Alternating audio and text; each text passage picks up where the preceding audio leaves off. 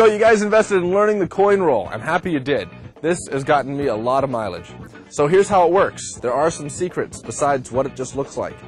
The coin is not flipped over on each finger. Instead, the finger that follows it pulls down on the coin. That's what flips the coin over. It's a downward pull. And when it reaches the pinky, your pinky reaches way up on the coin and pulls it under your hand.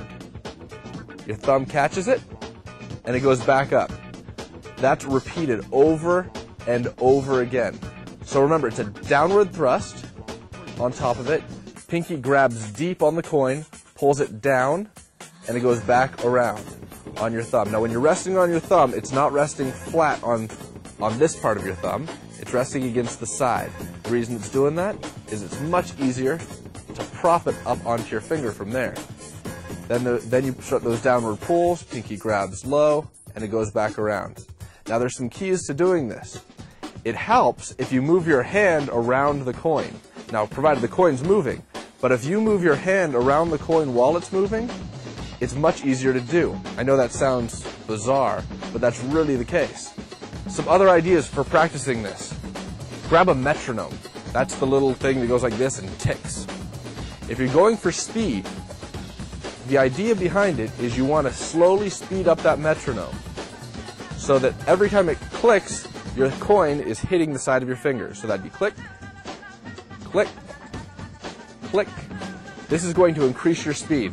Every time you do it, you increase it one notch on the metronome and you start moving much, much faster. If you want, you can compete against me in this. I did 37 in a minute. I've been beaten, sadly. Guinness has recognized my defeat by some guy at the Magic Castle. Another thing you can do, instead of using your thumb to bring it underneath your hand, to bring it back to that first finger, is you can have it reach the end of your fingers. When it reaches your pinky, you don't grab it deep. You leave it flipping over your pinky like that. Then you flip it back the direction it came. Back over your fingers the same way.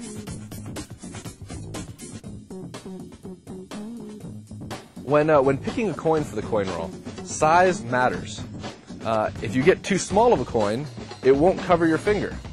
It'll only cover a little bit, and you'll have to kick the coin over to reach your next finger. If you get too large of a coin, it won't fit on your hand at all. I use a silver dollar because it takes up enough space, and it's very comfortable for me. A lot of people use half dollars. If you're starting, if you've got small hands, you might try a quarter, but it's probably a little small. I'd recommend a half dollar or a silver dollar. Half dollar seems to be the norm. I prefer silver dollar. Whatever you practice with, stick with it. Changing weight, changing size, even changing the different ridges on the side, that drastically changes the way this is going to work for your hands. Every time you do it, you're conditioning your muscles. And if you change any of the elements, it changes the way you can perform.